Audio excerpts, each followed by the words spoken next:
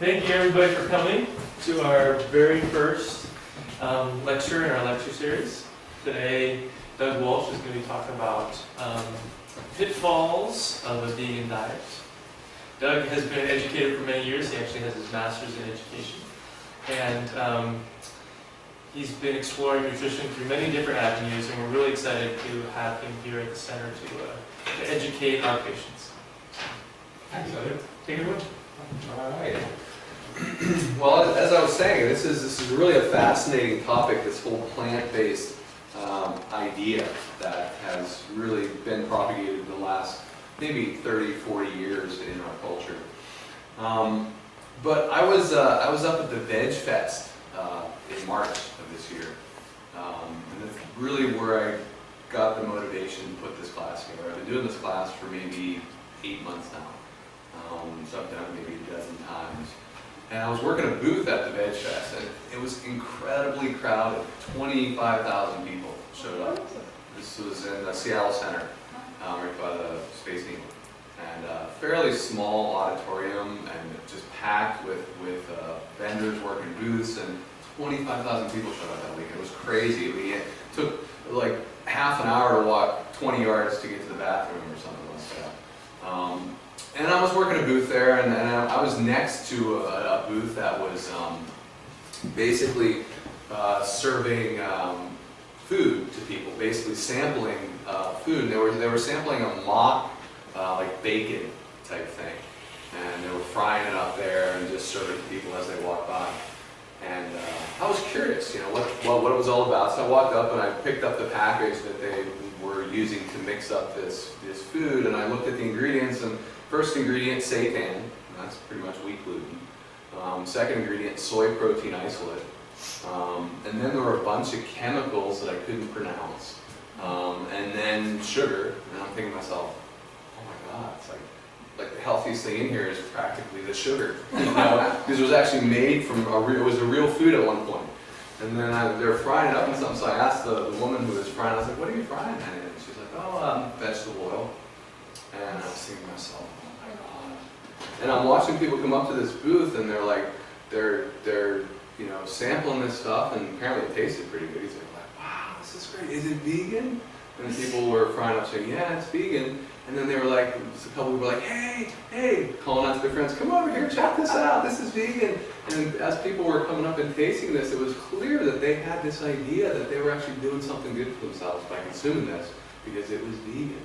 And the way to get healthy is to go vegan. And I'm thinking to myself, wow, I couldn't think of a more unhealthy thing to be put in my body than that stuff. I'm like, so I gotta do something about this. I gotta educate people about, what is the reality with these plant-based diets, so that people don't get themselves in trouble. And get themselves in trouble by thinking they're doing something good for themselves.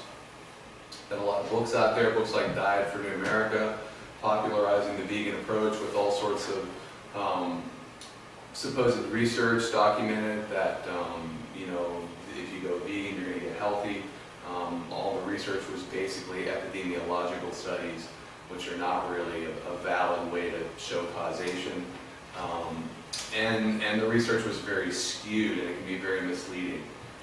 So what I'd like to do tonight is really present, just go through all the macronutrients and the micronutrients and talk about them in the context of a vegan diet, so you guys can sort of understand what the potential pitfalls are of doing a plant-based approach to your diet. So hopefully I'm going to get through this in about an hour, and then we can open up to some questions. Okay, so the first thing I want to talk about is carbohydrates. And when you go vegan, you stop eating animal products and you stop eating dairy products. So potentially a lot of protein and fat leave your diet when you get away from animal products. And so then, well, what do you fill up on? So most vegans fill up on things like bread and pasta and fruit and couscous and all these carbohydrates, basically. And the thing is, if you look at our ancestors, they pretty much didn't have access to sweet things. Maybe every 6 months they would come across a beehive and get some honey. But they really didn't have access to a lot of food that would really spike your blood sugar. Now, it's very different in the modern world. We have access to all these refined grains, products, white bread, white pasta, white rice, and access to a lot of high glycemic root vegetables like potatoes, and then of course sugar, all sorts of sugar. We have access to just dozens of different types of sugars out there that people are consuming.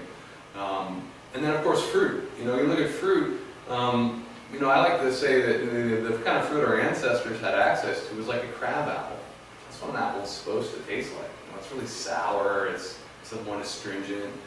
But modern fruit has undergone hybridization process over 1,000 years to really concentrate the sugar at the expense of all these other, bitter, astringent, sour flavors. So modern fruit is excessively sweet. I mean, you go back 10,000 years, you're not going to find a cantaloupe hanging out in the forest. I mean, this is a sort of a modern fruit that's a product of hybridization that's loaded with sugar.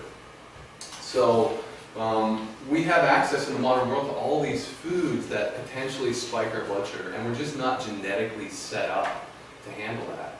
And it causes all sorts of problems in the body. I mean, when you start eating a lot of food that spikes your blood sugar, you start feeding all sorts of stuff in your body you don't want to feed. Things like bacteria, fungi, candida, parasites.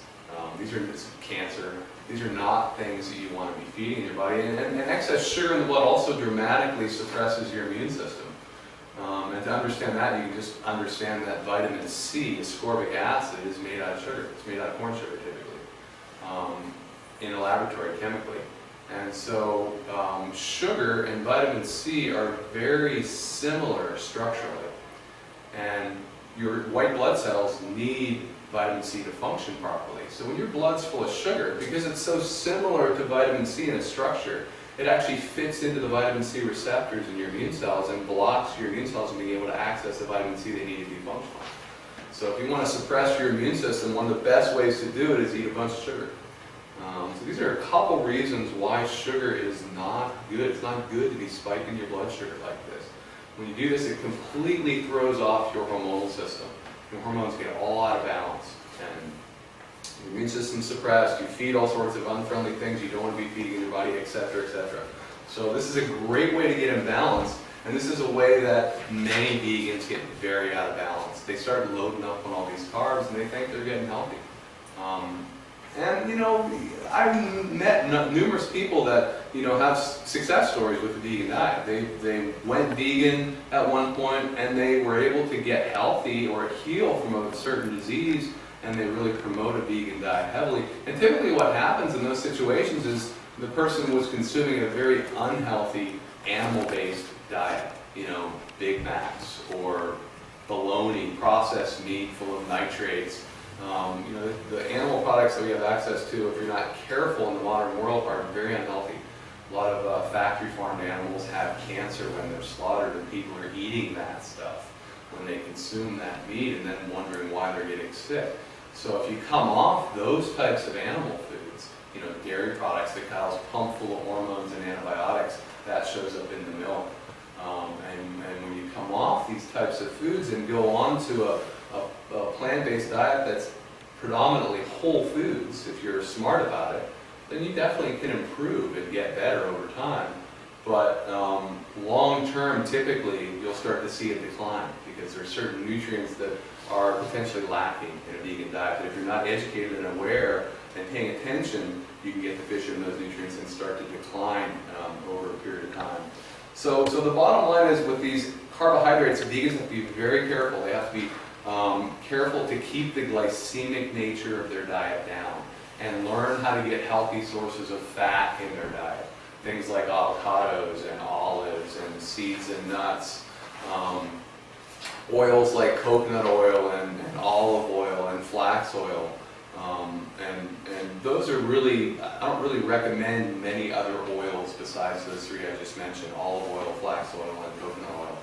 Mainly because when you purchase an oil in a grocery store shelf that's sitting there in a clear container, the oil be usually pretty toxic, because these oils are very fragile to degradation. As they sit in a clear plastic container, light gets into the container and creates rancidity over time, and the oil becomes toxic. So oils should be stored in opaque containers, and a very fragile oil like flax should be stored in the refrigerator. Olive oil, if it's quality, is usually stored in an opaque container. Coconut oil, because it's almost all saturated fat, is a very stable fat. So you can get away with storing coconut oil in a transparent container, and it's not going to be toxic. But most of the other oils that are on a grocery store shelf are in clear plastic containers, and they're typically pretty high in essential fatty acids, the omega-6 and the omega-3 fatty acids. And as they're sitting there, they're just turning toxic. So they're not really advisable to consume. I mean, oils should really be in an opaque container, and if it's not coconut oil, stored in the refrigerated section. And butter would be another really healthy fat, but of course that's not something that a vegan would consider. So steering away from these high glycemic carbs and consuming more fat. And one of the things you can do to lower the glycemic, if you're going to eat a sweet potato, that's pretty high glycemic actually. A potato is pretty high glycemic food. So you can add a bunch of fat to that potato to basically lower the glycemic index of that food, because fat takes a long time to digest, and it sort of holds up carbohydrates in your stomach and kind of time releases it into your bloodstream. So when you add fat to these starchy carbohydrates like bread, like pasta, like sweet potatoes, you dramatically lower the glycemic index of that food. So any flour is going to be high glycemic. I mean, it doesn't matter if it's whole grain or not. It's still high glycemic. When you take a grain and you grind it into a powder, you pretty much pulverize the fiber. And so the starch in that grain is going to break down the sugar fairly quickly. So that means things like pasta and couscous and bread are fairly high glycemic things, even if they're whole grain. So if you're going to consume those things, make sure you're consuming avocado with them, or some healthy fat with that food. So when I eat a sweet potato, I'll just lather it in coconut oil. We can do some healthy grass-fed butter. Hey folks, you're welcome to pick up a little outline there if you want. And adding things like one nice little remedy is no-pulp cactus. If you're going to eat a lot of carbohydrates, you can consume no-pulp cactus with it. That basically has a unique kind of mucilaginous fiber that will time release the sugar into your bloodstream. So just do a quick recap. We just talked about, when you guys just came in, the fact that most people when they go vegan, they stop eating a lot of protein and fat and they go really high on the carbs. And that creates potential blood sugar problems. So that's really the first pitfall of a vegan diet to be aware of, is you want to manage your blood sugar appropriately by keeping your glycemic nature of your diet down. And most vegans really fail at that because they don't realize it's an issue. Pasta, bread, potatoes is what most vegans fill up on, because they're not eating animal products anymore. And so they end up getting blood sugar problems that create all sorts of issues in their body long term. Okay, so, you go vegan and you're starting to realize that all these carbs, all this fruit is not the best thing for you. So you're like, wow, so I'm going to have to start eating more fat. So you stop eating all these carbs and you start filling up on fat, things like seeds and nuts, avocados, olives, etc. That can potentially create an imbalance in your body as well, because of the fact that most Americans are consuming a very imbalanced ratio of the essential fatty acids. There's two essential fatty acids, omega-6 and omega-3. These are fats that your body cannot make, so you have to get them in your diet. You have to consume the omega-6 and the omega-3 fats for your body to get what it needs.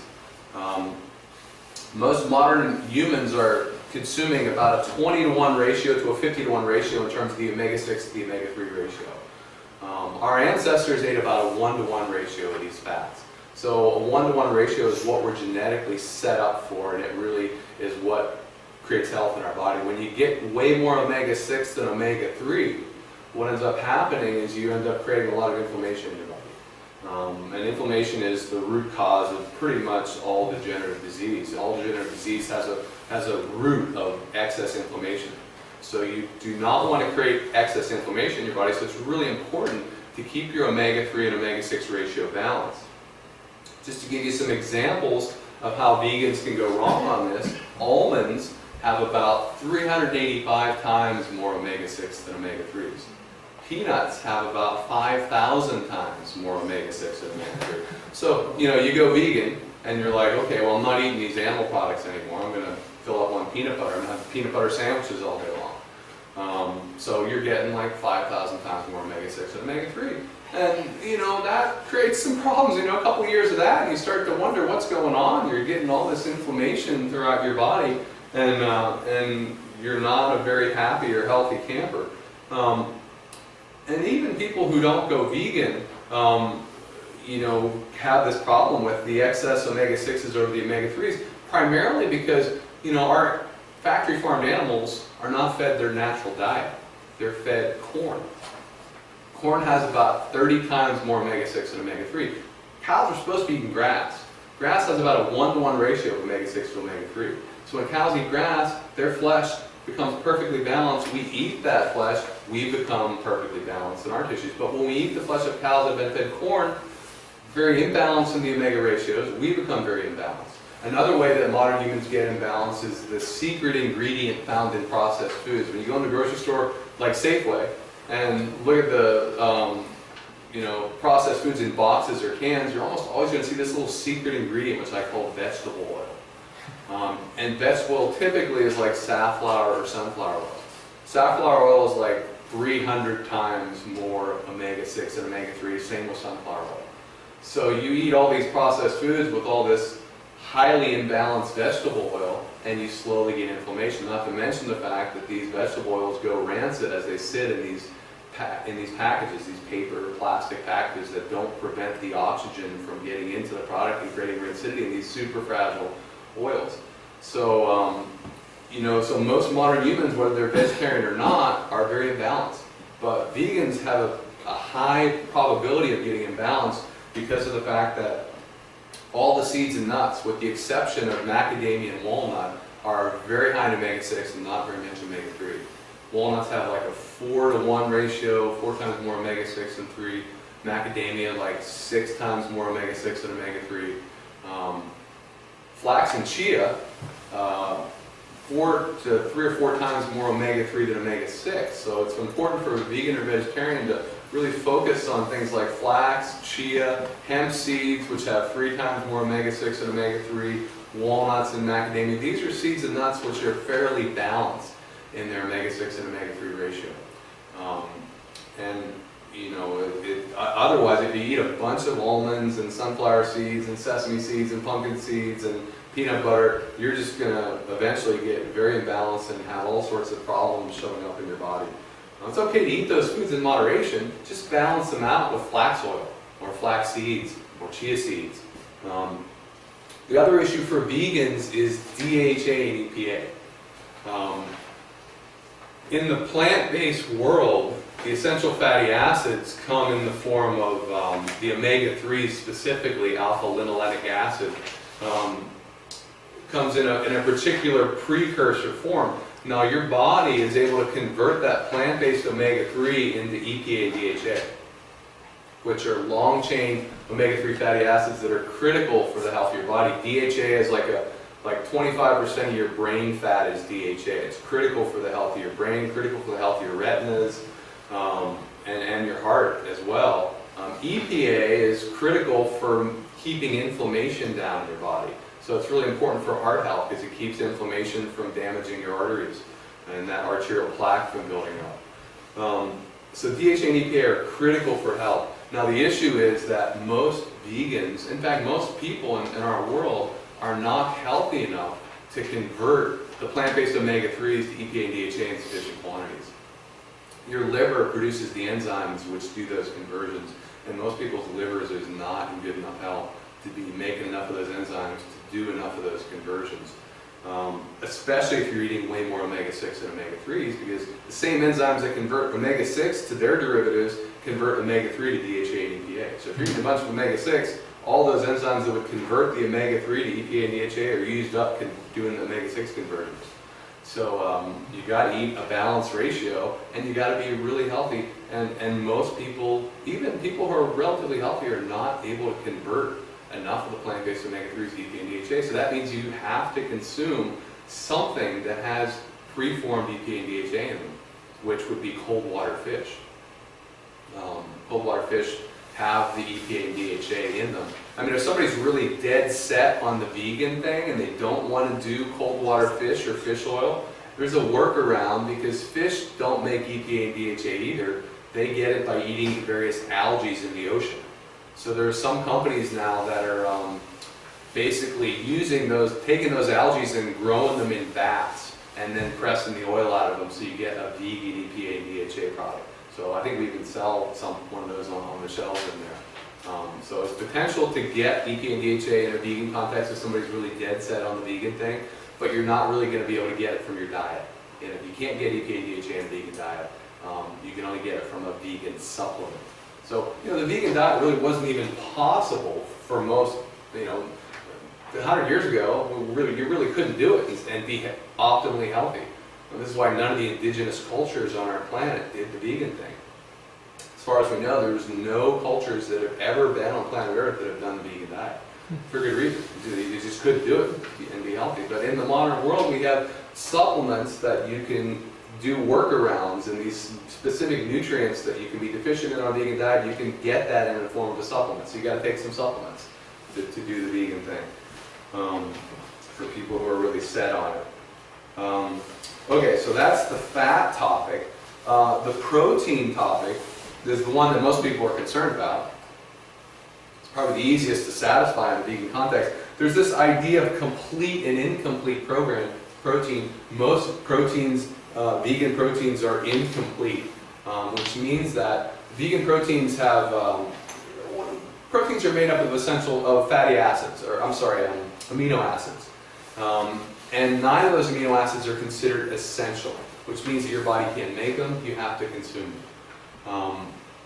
So the idea is to consume proteins that have those essential amino acids in a similar proportion as your own tissue does. And then if those proteins are considered complete, because they provide the essential amino acids in the right proportions for our own tissue. So most vegan proteins are not complete. They don't have the essential amino acids in the right proportions. They're typically low in a given essential amino acid, like lysine. Many vegan proteins are low in lysine. I would say lysine is the potential deficiency for vegans. A lot of people, when they go vegan, they start breaking out in cold sores. And they wonder what's going on. And it's simply that they're deficient in lysine. Lysine is an amino acid that's responsible for it's part of the antiviral aspect of your immune system. So if you get deficient in lysine, you start having viral issues in your body. And so it's important to pay attention to lysine. That's the amino acid that I've seen the most common for vegans to be deficient in. Things that are high in lysine in a vegan context: nutritional yeast, bee pollen, chlorella. So those are some things to, nutritional yeast is a vegan's best friend, basically, because it's a 60% protein food and it's high in lysine. I highly recommend vegans consume nutritional yeast in 2, 3, 4 tablespoons a day quantities, just to make sure they're getting enough lysine. So if you don't really pay attention to that sort of thing, and you're deficient in one of these essential amino acids, then it's kind of like a carpenter trying to build a house. To build a house, you need drywall, you need drywall screws, you need 2x4s, you need nails. So imagine this carpenter, he walks into this building site and he's brought all his raw materials, but he only brought one box of nails. And he starts building the house, he's putting up the drywall, nailing 2x4s together. He runs out of nails within 5 minutes. And so as soon as he runs out of nails, he pretty much can't do any more construction on this house. That's kind of how it is in your body. If you are eating incomplete proteins, then you quickly run out of one or more of the raw materials, and all protein construction in your body ceases. So it's critical to make sure you're getting all the essential amino acids in the right proportions. And you can do that easily if you consume healthy animal products, because they already contain all the essential amino acids in the right proportions, because animals, like humans, produce a certain ratio of those amino acids. And when we eat their meat, we get those amino acids in the right proportion. But with vegetable proteins, it's a little more tricky. That's why the idea of rice and beans, because rice is low in lysine and high in methionine. Beans are low in methionine and high in lysine. So when you combine those two, they kind of balance each other out.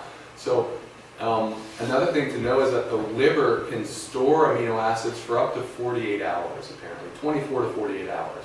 So you don't have to consume the rice and the beans at the same meal. You can consume rice for breakfast and beans for dinner, or maybe even for tomorrow's breakfast. And get your needs met. So the bottom line is what I've noticed with the vegan diet is, as long as you have a varied source of protein coming in through vegan foods, and you mix and match those proteins, so you're rotating through your proteins, and you have a good quality protein food with each meal, you pretty much get your needs met. The only thing that tends to be an issue with vegans is lysine. So it's wise to rotate your proteins, have a good quality protein food with each meal, and make sure you're getting lysine coming into your body on a vegan diet. And then protein is pretty much taken care of.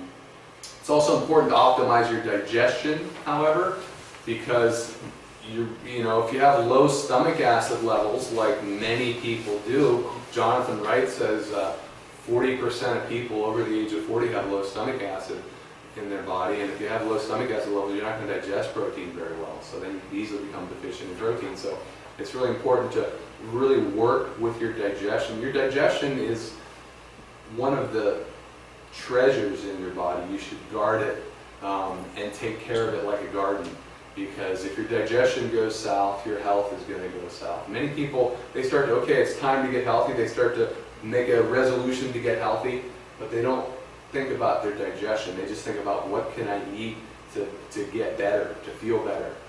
But really the first place to start is your digestion, because so many people have digestive issues in our world. Yeah. If you're trying to let go of rice, can you substitute a grain like bulgur, barley, and beans? Well, Would that still be yes, customary? you can, but I recommend I don't recommend consumption of the glutinous grains. Those would be wheat, barley, and things like spelt and kamut and rye, and even oats. Oats have protein that's pretty similar to gluten, so oats can be an issue too. So these grains are not ideal for health. There's a book called Wheat Belly. You might want to read that book. It's a really great book that really just shows you what the issues are with gluten. So I recommend that if you're going to do grains, the grains to focus on are the non-glutinous grains, which would be quinoa, millet, amaranth, and buckwheat, and teff. And rice is a non-glutinous grain too, but if you want to avoid rice, then you would want to do quinoa, millet, buckwheat, amaranth, and teff. Quinoa and amaranth are complete proteins of those 5 grains. The other 3 are low in lysine. So just an FYI. And make sure you're soaking your grains at least overnight to make them optimally digestible and remove the phytates from them. Phytates are chemicals which all grains have, which basically prevent you from absorbing minerals properly.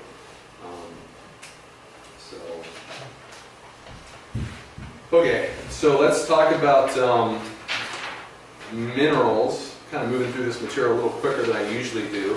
I want to make sure I get through it all. I usually take about an hour and a half to do this class, so I'm crunching it down to an hour here. Okay, minerals. Minerals can be a problem on a vegan diet. One thing that's nice about a vegan diet is you eat a lot more vegetables, and there's typically a lot of minerals in vegetables. So that's cool. But vegetables have a lot of fiber. And to digest the vegetables properly, you have to have adequate levels of stomach acid. You actually have to have a lot of acid in your stomach to help break down that fiber, so you can start to separate the minerals from the fiber in your food, so those minerals are available to be absorbed into your bloodstream. So a great way to really hurt yourself is to try to go vegan, whole food vegan, so you're eating a lot of fiber-rich vegetables, when your digestion is not good. Because if you have low stomach acid, like half of Americans over the age of 40, and you suddenly just dramatically increase the amount of fiber you're consuming, now you've got all this fiber coming in with all the food you're consuming, and that fiber binds a lot of the minerals in the food. You don't have the acid to break down that fiber and separate those minerals from the fiber, so you can easily get mineral deficient in that situation. So it's really important to, potentially, if you suspect you're low in stomach acid, one of the symptoms you can get when you're low in stomach acid is just, bloating after a meal, gassy after a meal, acid reflux. People think that's a sign of too much acid. Most of the time it's too little acid in your stomach that creates the reflux.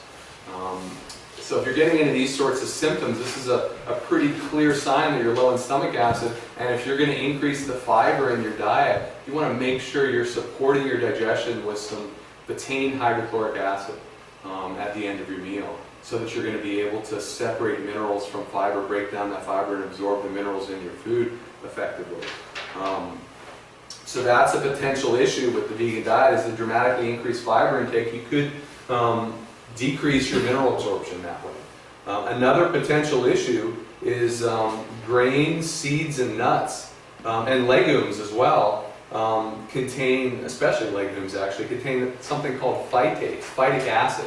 Phytic acid is part of the plant's natural defense system to protect itself from being consumed by various fungi and things in the environment, so that it can reproduce and sprout into a healthy plant.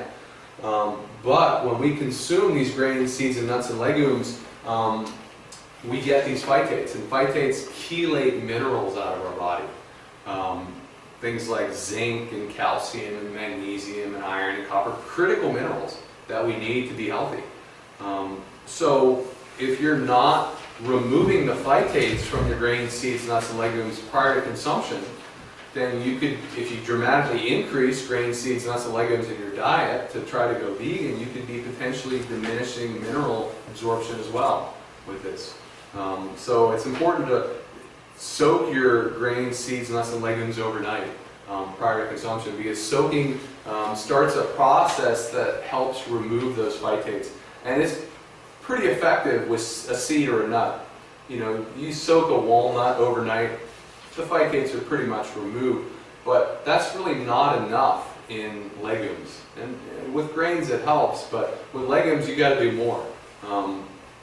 You really should sprout the seeds and the grains or legumes prior to cooking, because sprouting is what it takes to remove those phytates completely from legumes and grains. You could also soak them, but you got to soak them for a long time. You got to soak them for a couple days. Ideally, you soak them overnight, you're going to help the situation, but it's not really ideal. You're still going to have a lot of phytates in the grains or the legumes just with soaking overnight. So you got to soak them for a couple days or sprout them. And if you soak them for a couple days, what I'll do is I'll take quinoa and I'll soak it overnight, and then the next morning I'll change the soap water. Just pour off that soap water and then put fresh soap water in, and then I'll set it aside on my kitchen countertop at room temperature for another day and a half. So at that point, by the time I'm ready to cook it up, it's been soaking for 2 days. And when I grab the jar of quinoa at that point, all sorts of bubbles start to come up out of the quinoa and rise up in the water, because the quinoa is actually starting to ferment in there. There are bacteria now growing in the quinoa. It's been soaking at room temperature for 2 days. And if you would let it soak for 3 days, the quinoa would turn sour, because the bacteria would literally sour it. And these are friendly bacteria that are growing typically, lactobacillus, that create that sauerkraut type thing. They will sour things if you let that fermentation process go long enough. But you don't want to let it go long enough to make your grains turn sour. They're not very palatable if that happens. So I only soak for a couple days, and then I pour off the soap water. And at that point the grains haven't turned sour, but there's been enough fermentation that happens to effectively remove the phytates. And so then you cook up the quinoa, and it's not going to inhibit mineral absorption because most of the phytates have been removed. It's kind of a pain in the butt, to have to go through that. But if you're really interested in optimum health, that's really what you got to do with these grains. You could also, you go to the co-op. There's actually, I don't know if the Olympia Co-op sells this. I sent somebody to the co-op the other day and they emailed me back, said they couldn't find it there. So you might have to go up to Marlene's or order it online, but there's a company now that's selling sprouted quinoa that's been dried at low temperatures. You can literally buy sprouted quinoa. So since it's sprouted, the phytates have been removed, you can just take that sprouted quinoa, it's in a bag, it's dry, just cook it right up without having to deal with sprouting it or soaking it yourself. So it's a convenient thing to do in that situation. I think the co-op only has sprouted mung beans Okay. and maybe sprouted lentils. Or Okay. some other beans. So those are two things you could purchase there. And then if you want the sprouted quinoa, I think that company does sprouted amaranth. You have to either order it online or go up to Marlene's up north to get it. But minerals are so critical. They're so important. Our soil is so depleted in minerals, and your body needs minerals to basically process all the stress and all the chemicals we're exposed to living in the modern world. I mean, we need way more minerals living in the modern world than our ancestors did, because we're so stressed out, we're so exposed to toxins. So at a time when we need way more minerals than ever before, we're getting way less. Not only is our soil depleted, so there's a lot less minerals in our food, but we're potentially eating foods like this that prevent the minerals that are in the rest of our food from being absorbed. So it's critical if you're going to eat grains and legumes to prepare them properly, so you're optimizing the mineral intake. I would recommend vegans, if somebody's really dead set on the vegan thing, I don't want to use the word dead set, if somebody's really motivated to be a vegan, then I would recommend consuming a lot of smoothies, because maybe at least one a day, potentially, because when you blend the food up like that, you break down the fiber. So it's a lot easier for your digestive system to access the minerals in a state that's absorbable, because the fiber's already been broken down. You don't need the stomach acid so much to do that. And superfoods, things like wheatgrass and spirulina, which are exceptionally rich in minerals. These should be part of your diet. Really, whether you're vegan or not, I think these sorts of foods should be part of your diet. There are foods that are incredibly rich in minerals out there that we have access to in the modern world. Companies are harvesting these types of foods and making them available for us, so we should be consuming these things to optimize the mineral levels, absorbable minerals that are coming into our bodies. And then the final topic is vitamins, and this is really the big one for vegans, is fat-soluble vitamins. Specifically vitamin D3, vitamin A, and vitamin K2. Vitamin E and vitamin K1 are also fat-soluble vitamins. Vegans don't typically have a problem with those, vitamin E and vitamin K1. They're abundant in a vegan diet. However, vitamin D3 is not abundant in a vegan diet. You can get like 200 IUs of vitamin D3 in a serving of quality salmon. That's fairly significant. I mean, realistically, we need, couple thousand IUs of vitamin D. Dr. Mercola, pretty popular medical doctor, says 35 IUs per pound of body weight is optimal. So that, someone my size, you're looking at like 5,000 IUs a day of vitamin D. Even eating a lot of salmon, you're not going to get your vitamin D needs met in the winter. I mean, the native people around here did it by running around half naked in the summertime when we had the sun, storing a lot of vitamin D in the liver that way because they had a lot of skin exposed. But most of us in the modern world live indoors, and we work indoors. We don't really, even when it's sunny, we don't go outside much. And when we do, we have all our clothes on. So we're seriously vitamin D deficient. And whether you're vegan or not, if you're not vegan, you're eating salmon, at least you're able to get some vitamin D from your food. But vegans don't really even get vitamin D from their food in any kind of significant quantity. So you got to supplement. As a vegan, you have to. There's no way around it, as I see it. The option is to be vitamin D deficient, which is not a good option. Vitamin A. Vegans get a lot of provitamin A in their diet if they're eating a healthy vegan diet, a whole food vegan diet with a lot of colorful vegetables. Provitamin A is the carotenoids that can be converted into vitamin A. Unfortunately, once again, the story is that many people are not healthy enough to convert the carotenoids to vitamin A in sufficient quantities to be healthy. And apparently 30 to 40% of Americans are not healthy enough to do that conversion in sufficient quantities. So, you know, you get somebody who's not in a real state of good health and they want to get healthy and they're going vegan thinking that they're going to do something good for themselves. Well, it's a great way to become deficient in vitamin A, because vitamin A is not found in a vegan diet. You get the carotenoids in a vegan diet, but you don't get vitamin A. And if you're healthy, you can convert those carotenoids to vitamin A, but you got to be healthy. So it's almost like a catch-22. You know, it's almost like vegan diet is not what you want to do to get healthy. It's what you can do once you are healthy, because your liver is in good enough health that it can create the enzymes to do the metabolic conversions of omega-3 to DHA and carotenoids to vitamin A and you know, potentially vitamin K1 to vitamin K2, but you know, it's not really a good thing to do to get healthy potentially, unless you really know what you're doing and can supplement to satisfy all these potential deficiencies. Now vitamin D3 and vitamin A activate proteins in your bones that drive calcium into your bones.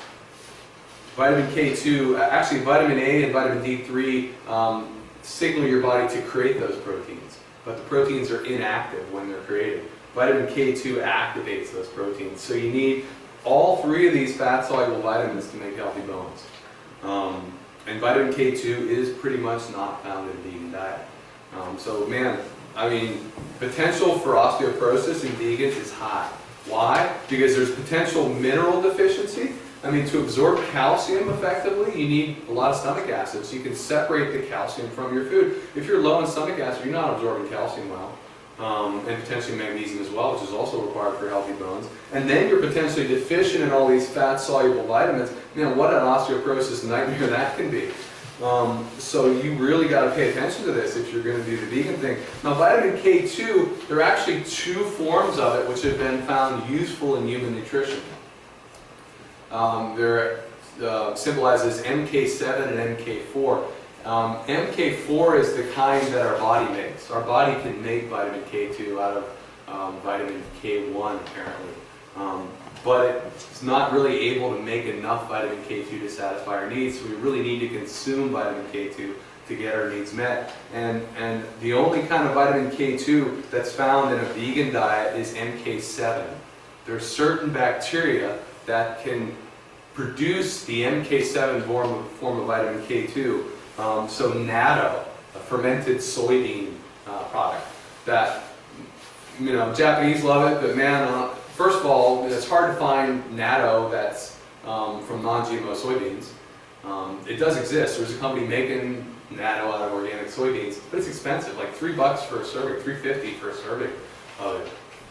And the stuff is slimy, and it kind of, I mean, the consistency is it's just not very palatable. I mean, I consider myself a pretty hardcore guy. I mean, some of the stuff I eat, people would be like, that guy's nuts, you know, kind of thing.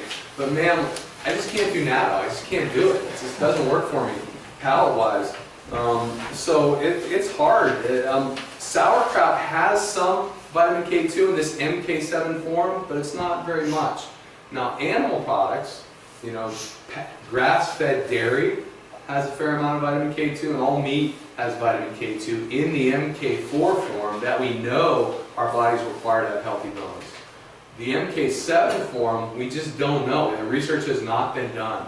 Vitamin K2 is only acknowledged as a vitamin in 2006. So it's only been officially recognized as a vitamin for, what, 7-8 years now. So there really hasn't been enough time to do research on it. And we just don't know if that MK7 form is as useful as MK4 to produce healthy bones. Does it show up in fish at all? MK4 will show up in fish. Yeah, all animal meat has MK4 form of vitamin K2, which we know is metabolically useful for healthy bone production. The MK7 form, there's a lot of speculation. We just don't know. It may be just as good as MK4. We just don't know, at least from the research that I've seen. Maybe there's some more recent research that's you know, confirming one way or the other whether it is as useful as MK4. But the bottom line is, it's very hard to get that in a vegan diet. You got the enormous amounts of sauerkraut. You need like 200 micrograms a day, which would be like, you know, 24 ounces of sauerkraut. It's a rare person that's going to want to eat 24 ounces of sauerkraut every day. So, and we don't even know if that form of K2 is going to work to produce the bone health and the teeth health that the MK4 form does in the animal food. So just an FYI, if you're a vegan, you got to supplement with vitamin K2. I mean, you just got to. I actually, yeah, there is a supplement, Garden of Life, Raw K, pretty decent vitamin K2 supplement, but it's the MK7 form. So the MK4 form is also available as a supplement, but it's synthetically produced MK4, so it's not ideal. So we don't have really an ideal vitamin K2 supplement at this time. So that's just something to pay attention to if you're a vegan. And the final thing is vitamin B12. Vitamin B12 is an issue whether you're vegan or not, but vegans have a higher potential to be vitamin B12 deficient than people who consume animal products, because most vegan foods, some vegan foods have vitamin B12, and a lot of vegans say, oh yeah, I'm consuming, sea vegetables, or I'm consuming, this product that has B12 in it. Most foods that have B12 that are vegan have human active B12, and they have B12 analog. Now if you take human active B12, this is the kind of B12 that's metabolically active in our body, and you put it up to a mirror and look in the mirror, you will see that human active B12 structurally reversed. That's analog B12. And all vegan B12 sources are high in analog B12 in addition to the human active B12. Now the analog B12, because it's so similar to human active B12, fits into the receptor sites in the body, just like human active B12, but it doesn't function like human active B12. So if you eat a lot of vegan B12 foods, you end up clogging up all your vitamin B12 receptors in your body with this analog B12, and you could potentially exacerbate a B12 deficiency that's already present. So it's a potential problem. Now, once again, this is not something I've seen a lot of research. I've investigated this. I haven't been able to get any kind of definitive answers as to whether or not there are vegan foods that have good, healthy amounts of human active B12 and no B12 analogs. Just hasn't been any research done on this that I've been able to find. I suspect that fermented foods like sauerkraut and kimchi have a fair amount of human active B12 and not a lot of analogs, because a lot of the B12 that's produced is harvested off bacterial cultures, from what I understand. So I know bacteria produce vitamin B12, and the potential exists for our B12 needs to be met by your intestinal bacteria. You have 100 trillion bacteria in your gut that could potentially be producing B12 that you could be absorbing, so you don't even have to eat B12.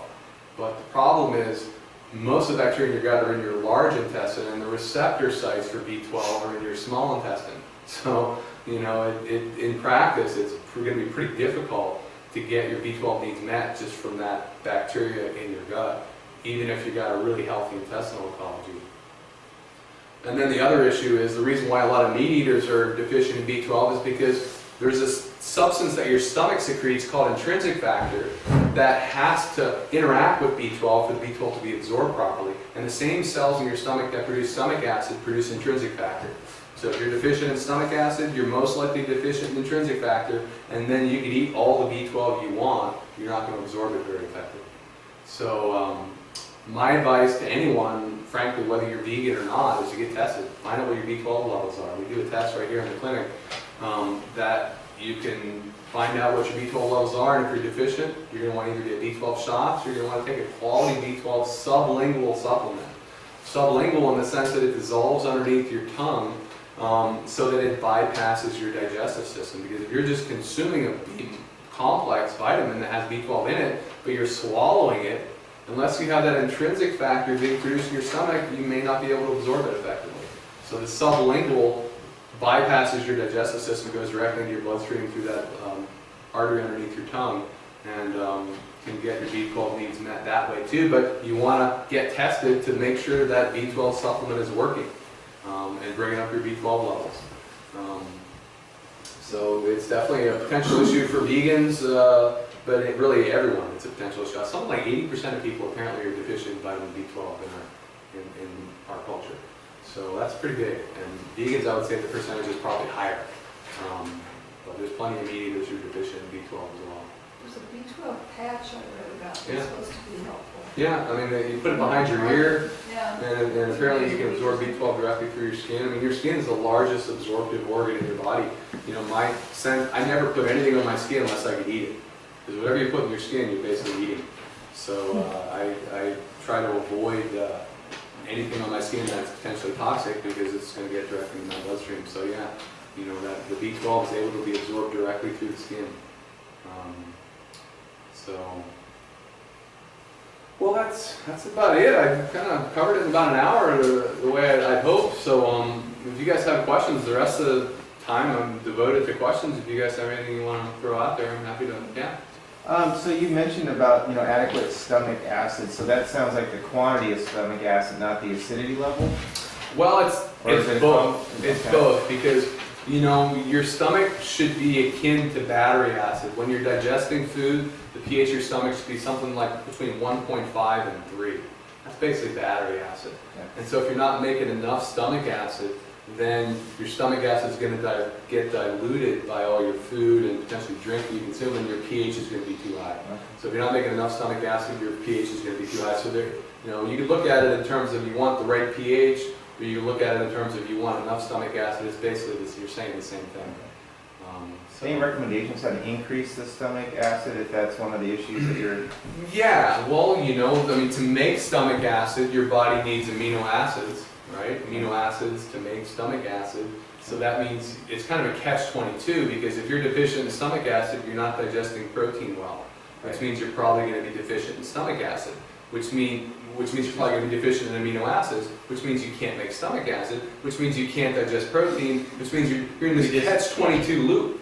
So how do you get out of that? Zinc is important in that equation too. Exactly, you got to have zinc to make stomach acid, so that's another critical thing. Many Americans are deficient in zinc. That's an epidemic mineral deficiency in our culture. People think, yeah, just eat a bunch of pumpkin seeds. Well, pumpkin seeds, you know, they have those enzyme inhibitors and phytates, which if you don't soak those pumpkin seeds, they're really hard to digest. You're not going to get a whole lot of zinc out of pumpkin seeds unless they're soaked overnight. So yeah, I mean, you want to, number one, consume protein that basically digests itself to make sure you have adequate levels of protein. That means you should be like eating, you know, raw protein, like a quality whey protein powder made out of raw milk, ideally, is very easy to digest. You know, and a seed or nut you soak overnight is very easy to digest. Hemp seeds are very easy to digest. You know, when you're consuming meat, you want to take some digestive enzymes to make sure, because it's a little harder to digest, break down, you know, meat. So you want to make sure you're digesting it properly by taking some digestive enzymes. So make sure the protein you're consuming is high quality and relatively easy to digest, and or support your body with digestive enzymes so you're digesting your protein well. Now you have amino acids to make stomach acid. Okay. You also want to optimize your mineral intake. Requires, as she said, zinc to make stomach acid. So you want to optimize your zinc intake and just general mineral intake. You need B vitamins to make stomach acid. And a lot of people's stomach acid production ability is just exhausted because of the way they've been eating all this processed food that doesn't have any enzymes, forcing your body to make massive amounts of stomach acid. And they've just gotten exhausted. So you just need to support your body for a time with pretty easy to digest food. Take a little bit of, give your stomach a little bit of a break so it can rest a little bit, and then make sure you're getting all the nutrition you need that's required to make stomach acid. And make sure you're relaxed when you're eating, because if you're stressed when you're eating, you know, stress, that's like the fight or flight response. Right. Our body developed that response to like escape the saber-toothed tiger. So when your body's trying to escape the saber-toothed tiger, the last thing it cares about is the, you know, chunk of food digesting in your stomach. It's going to take all the energy out of your digestive system and put it in your muscles so you can escape that saber-toothed tiger. So if you're stressed and you're trying to eat, you're not making stomach acid, you're not making digestive enzymes, you're at least not secreting them into your digestive tract, you're not going to digest your food well. So, you know, only eat when you're relaxed and eat easy to digest food for time to make sure you're getting nutrition coming into your body. You know, a lot of juices, potentially bone broth to get minerals coming in. So there's a number of things you can do. You can hopefully eventually recover your ability to make stomach acids. You don't have to rely on a stomach acid supplement for the rest of your life.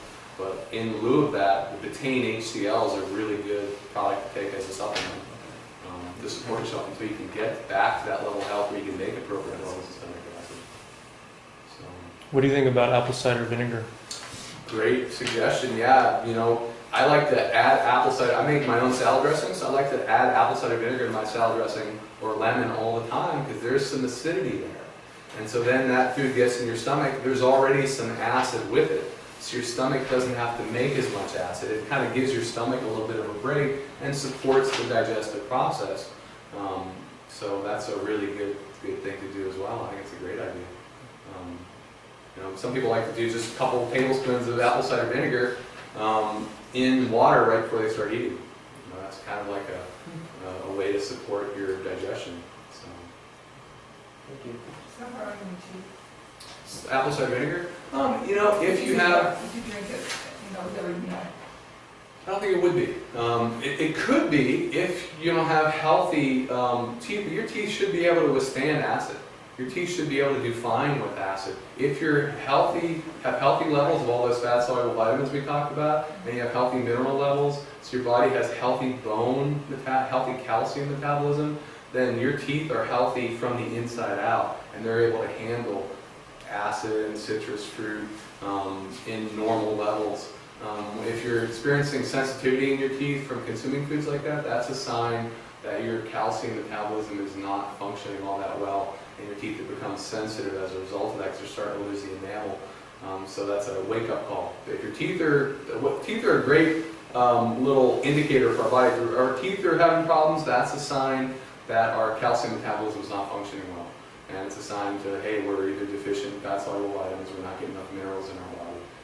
There could be other things going on too, poor digestion, but it's a sign that there's some imbalances starting to happen. So tooth sensitivity to heat and cold Yeah, I is an shouldn't indicator that you're not getting enough of the fat soluble vitamins. potentially, or you could have Healthy. digestive issues, but basically you're not absorbing key nutrients that build health from the inside out in your bones and teeth, and so you're starting to get some symptoms of poor health. Your teeth should be able to deal with eating a lemon or an orange or having a little bit of apple cider vinegar and water right before your meal, and if they're healthy, they will be able to do that. If you're starting to get issues, that's your body's like a biocomputer that gives you feedback when something's going wrong, and ultimately, it's like if we're really interested in health, we can be grateful for these symptoms that we get. If our body's giving us a symptom, instead of getting all freaked out about it and getting worried about it and focusing on the symptom and trying to get rid of it, we can be like in gratitude because our amazing body has given us this incredible feedback that something's getting out of balance. And so we can thank our body for that and then go to work trying to figure out what it is. Come into a place like Beyond Medicine Clinic, get some tests done, find out what's out of balance in your system, and then start to take some corrective measures. So,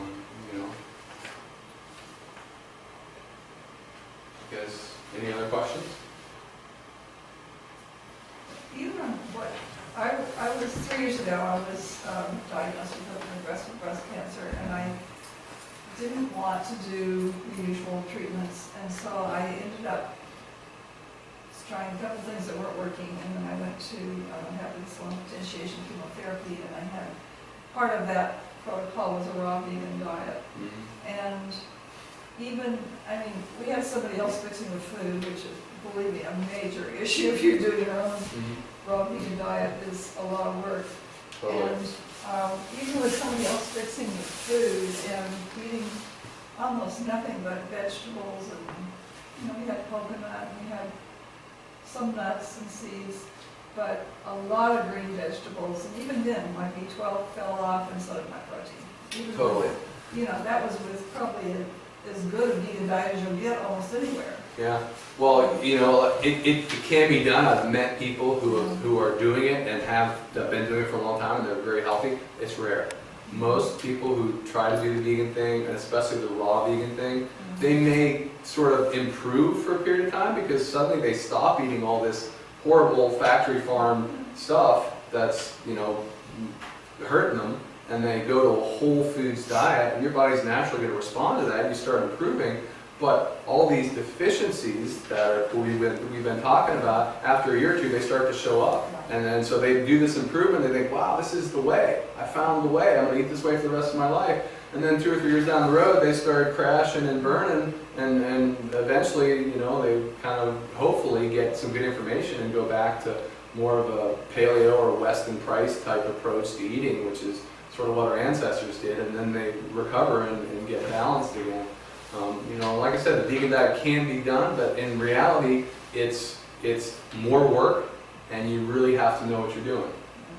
And so if you're somebody who, for an ethical reason, you don't eat animal products, or you just don't enjoy animal products, and you're willing to do that extra work and educate yourself so you can stay healthy, awesome. You know, but for most people, that's just not practical.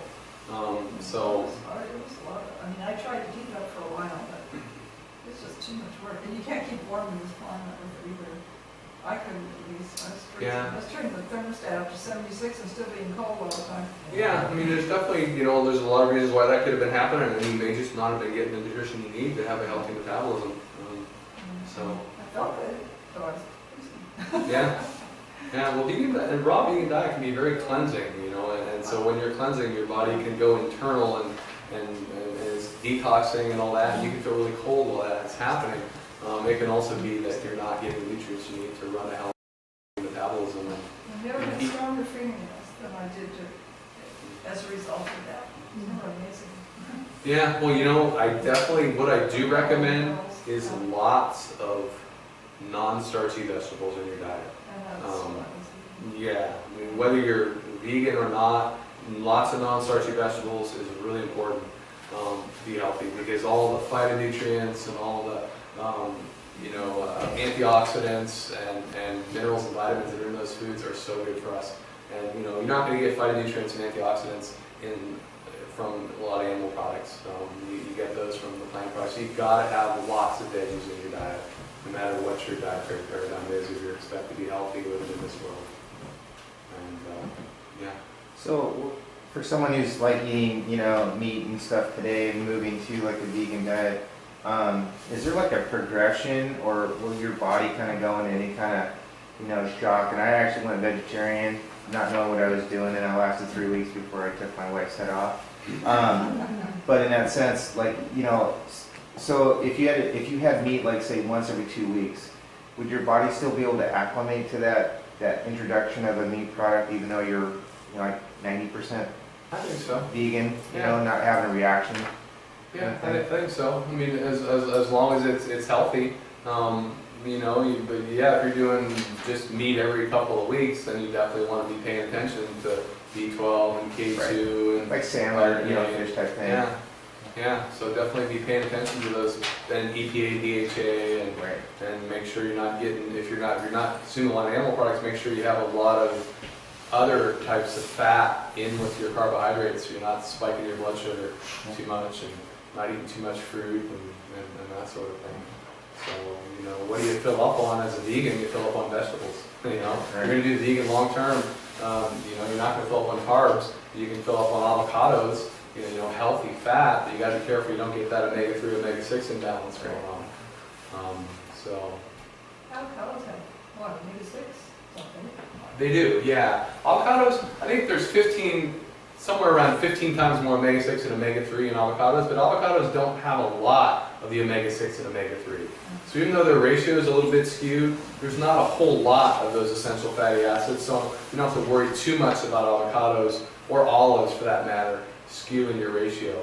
And in terms of fats, you can consume in a vegan context that have virtually no essential fatty acids, that you can eat as much of as you want and not imbalance your omega-3 and omega-6.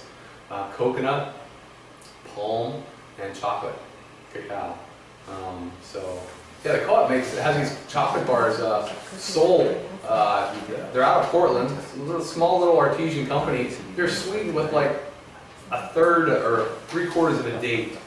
I'm not into agave. Some of their bars are sweetened with agave, so I avoid those. But they're just so little sweetness, just enough so they taste decent. That's a really nice, healthy chocolate that you can treat yourself with every once in a while. There's nothing wrong with chocolate. The reason chocolate is bad for you is because there's so much sugar in it typically. So if you just find a nice healthy chocolate with whole food ingredients, then you can treat yourself every once in a while and not have to be a problem. As long as you're not doing it every day in large quantities and tweaking your adrenals, because you're getting too much caffeine, which chocolate has in it.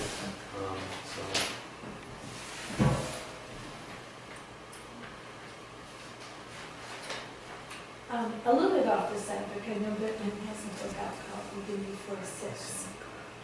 Who has that book out? Martha Whitman, New York Times Food Critic. Okay.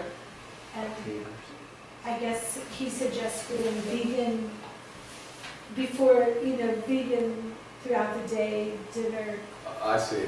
paleo. Okay. Is that, if someone was to have meat or fish or those sort of protein products, is that assumption correct that should come at night? Don't like that approach. I like it the other way around. I like the high protein food at breakfast because the liver, burns through a lot of the protein it stores at night. So the liver's really active at night. The liver needs protein to do all the metabolic activity that it does. And so typically when you wake up in the morning, it's really good. And protein stimulates your metabolism, and your metabolism can stay up for like 12 hours after eating a high protein meal. So in my paradigm, breakfast is the best time to have your high protein meal. Dinner, because protein is kind of stimulating, most protein foods are high in phenylalanine and tyrosine, which convert into dopamine, which is a stimulating neurotransmitter, so it can kind of wake you up and make it a little more difficult to sleep. So I like to do the high protein meal at breakfast, so it kind of wakes you up, gets your metabolism going, replenishes the liver a bit, and then the lower protein meal at night. I do it the other way around personally, but that's his paradigm. I mean, everybody's different, so just play around with it and see what works for you. We're just adding, if you ate a 96-ounce steak at night, then you would probably pass out. Yeah, I mean, it takes a lot of energy to digest a steak, and so I like to start to scale down my body at night, preparing for sleep, because when you sleep is prime detoxification time. So I like to eat a light meal at dinner, and have at least 3 hours after the dinner before I go to bed, so I haven't eaten for a while. And I go through the night without eating, so my body's burning up all the excess fat that's in my blood and just basically burning up all the chops. And so I'm getting a great detox as I sleep that way. So that's what seems to work for me, and I really enjoy that. I sleep good. You can only do that if your blood sugar regulation system is functional. If you're a person that goes into low blood sugar a lot throughout the day, you got to heal your blood sugar regulation system, because if you're trying to go that long period of time without eating and your blood sugar is crashing, then when your blood sugar crashes, your adrenals secrete all sorts of stress hormones to bring your blood sugar back up. Well, stress hormones amp up your metabolism and wake you up, speed up your heartbeat. So then you wake up in the middle of the night all the time, and you're and also when you see the world through the lens of your hormones. So if you got a bunch of stress hormones in your blood, then you're potentially feeling kind of stressed out, which leads to, while you're sleeping, maybe nightmares. So, it's definitely, you got to make sure you're able to maintain that stable blood sugar, and to do that, your body has to be efficient at burning fat, so that when you run out of sugar in your liver and your muscles, then your body's able to switch to fat and keep that blood sugar up. You get a little sugar up when you break up fat with the glycerol. So then you're able to maintain stable blood sugar, sleep solidly, and get a really nice detox. So that's something to work towards long term, to be able to go long periods of time without eating between breakfast and dinner to get that really nice detox. Many people in our culture, unfortunately, can't even do that because their blood sugar is so whacked from eating all the sugar. And they've got to really heal that system so they can get to the point where they can do something like that. So that's kind of what I like to work with people on, is slowly transitioning to getting away from, having to do frequent meals throughout the day, to be able to go longer and longer periods between your meals and not needing to snack between your meals. I mean, your energy level just stays solid.